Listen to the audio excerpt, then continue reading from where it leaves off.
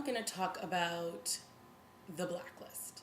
And this stars James Spader, and we've got a couple of new characters. The guy from Homeland is on it, and there's a few other characters that I'm not very familiar with, but it rounds out a pretty decent cast.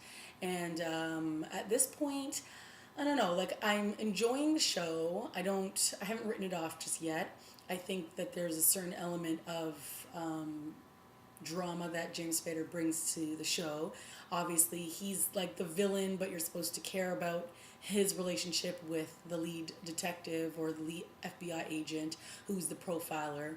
And I personally think that it's going to come down to that he's actually her father, and because he introduced himself as though he's a friend of her father's, but I don't know, like the way that he acts every week, that he's here to protect her, and no matter what, as long as she's in his life, he's got a life. And so there's a little bit of mystery there. And then, but what I'm most intrigued about is her fiance, or no, her husband. She finds out in the very first episode, has been basically leading a double life, because there's like a board under the floor, and she opens it up, and it's got this box, and it's got like all these passports in it, and with his picture on it, it's got like a whole boatload of money and a gun. And so obviously her husband has been lying to her this entire time, and he's a man of mystery at this point. We don't know who he is. We do know that she took the bullet from one of his guns. She fired it and went to run a ballistics report on it to see if this matches to any other murders or any other unsolved cases that they've had going on in the city. So I thought that was kind of cool. But what she doesn't know is that the people that she's also working with have been watching her, and they flagged her. And I believe when she took the when she got back the ballistics report, it was redacted, so there was all these black marks all over it, which basically said that she couldn't, it's classified, and she's not able to find out the real story behind, I guess, where these bullet casings have been used before.